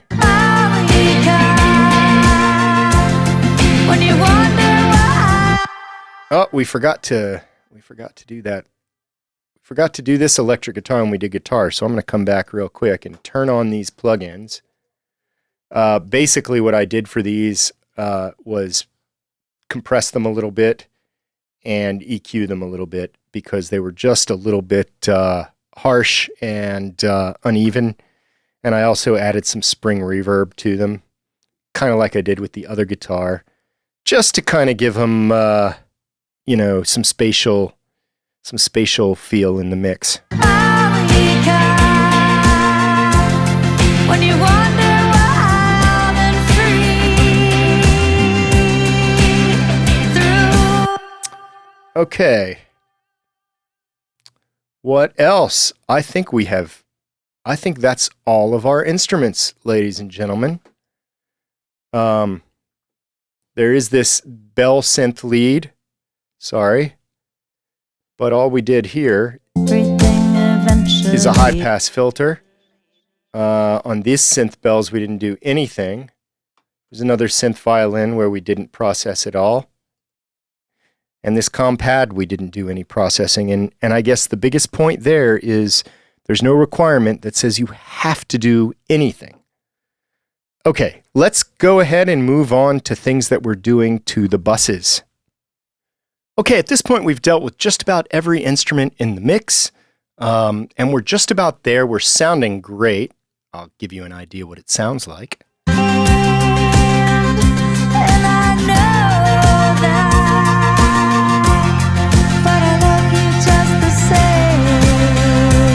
It sounds pretty good. At this point in the mix, this is when I like to start working maybe some little tricks to really try and bring the song out of the mix. And one of the first things I like to do involves this instrument bus. Remember, we had this instrument bus that we ran all the instruments to separately from the vocals. And one of the reasons why I like to do this is so that I can do this trick. Now, if you really want your vocals to seat correctly in the mix, you need to make sure that all the other tracks and all the other instruments aren't masking them or competing with them. And we've done all of that. But just to see if we can get that extra little bit of vocal cut and really make the vocals the feature without it sounding ridiculous, I like to do this little subtle thing on the instrument bus. I like to use a dynamic EQ like the Waves F6. And if you look at sidechained to our lead vocal track. So the lead vocal track is telling this plugin what to do to the instrument bus. And what I've done is I've taken two bands 4 and 5, that are taking this external sidechain input and just ducking frequencies that might compete with the vocals just a little bit only when the vocals happen. So when I play this back, you're going to notice two things, I think. One is that you're going to see these curves deflect just a little bit only when she's singing. And the other is, I believe you'll hear just a little bit more vocal cut. Let's see that happen. Oh, Alleycat, you just can't be tamed,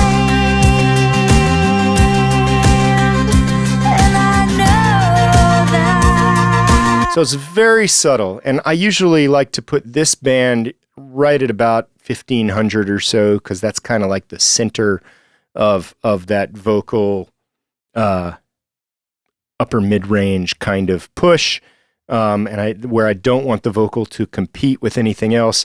And then this other band, I usually have a shelf. I'm using number 5 here. And it's kind of like just ducking sort of everything above that just a little bit, because I really want the vocal not to compete as much with all that high-end instrument bus information.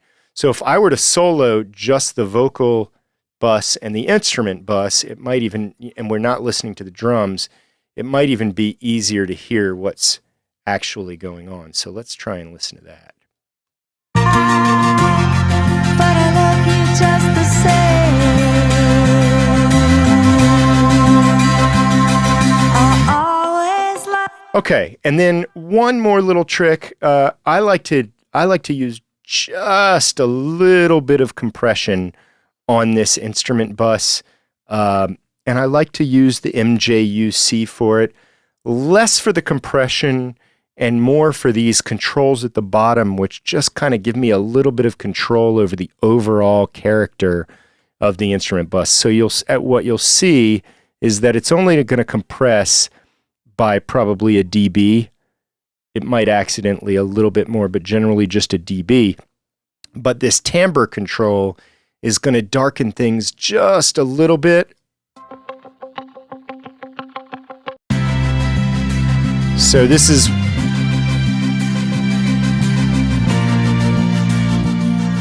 You see when I turn it, you can see when I turn it on, it gets just a little bit darker and it compresses just a little bit and sort of it's going to separate it from the vocal. It's going to separate things from the drums, and the instruments are just going to kind of get out of the way a little bit without disappearing. And stay till morning light.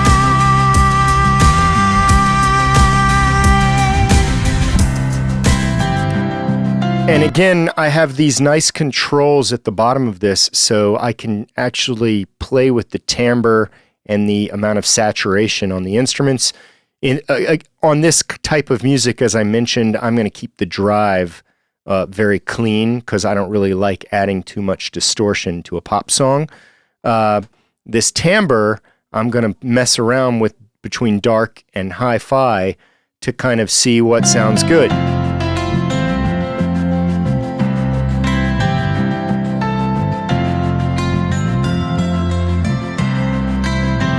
And that's about where I like it.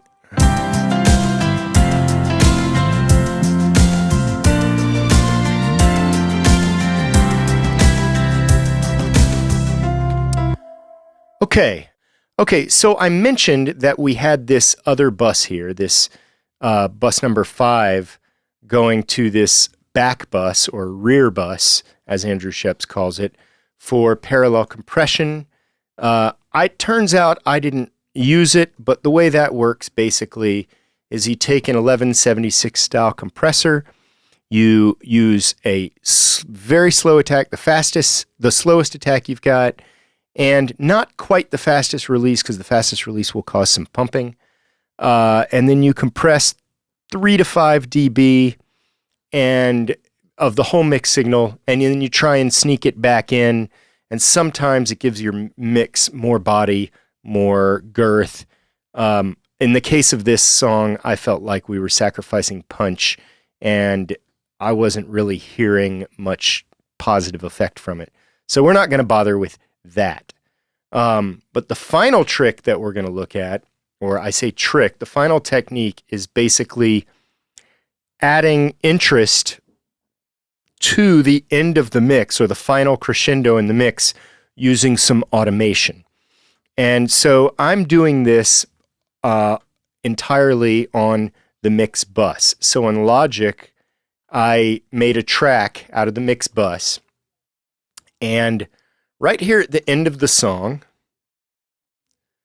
by the way, so what does my mix bus have on it at the moment? This is the Vitamin Sonic Enhancer. I just happen to like the way a mix sounds with just a little bit of this band. It just seems to add some weight. You can try it. To me, every mix that I do sounds a little bit better, or usually sounds a little bit better, when this second to lowest band is adding just a little bit to the mix. I don't even know what the Vitamin Sonic Enhancer does. I just like the way that band sounds. Don't ask me. It's subtle. Next is this imager, which is not doing, the S1 imager, which is not doing much in the song until the very end, and I'll get to that. And then finally is our Ultra Maximizer, which we're using for our limiting. And it's on a constant setting throughout the song, except the end. I'm automating at the very end of this song, where this crescendo is, I'm automating the width and automating the limiting, so we get just a hair more loudness and just a hair more width as we come to this crescendo to get a bit of a subconscious interest. So what I'm going to do is I'm going to play through that without these first, so you can hear what it sounds like.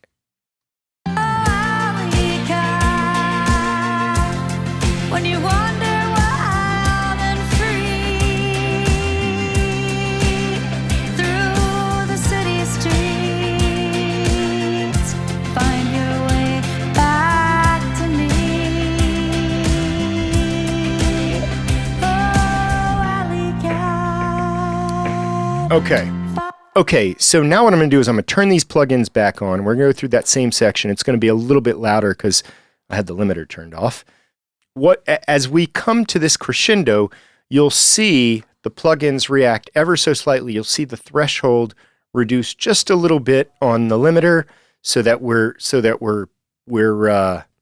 squashing it just a little bit more, but raising the ambient sound, so it's going to get ever so slightly louder, and it's actually going to start to exceed the threshold, so it'll distort just a little bit as we approach that crescendo. And then the other thing that's going to happen as we approach the crescendo is the S1 is going to apply its widening just a little bit, so it's going to get wider just as we get to that crescendo. You can watch the plugins, you can watch along as it happens, and to the listener it will almost be, you'll see it happen. To the listener it'll almost be subconscious, but it'll add interest right before we get to that final quiet part of the song. Let's check that out.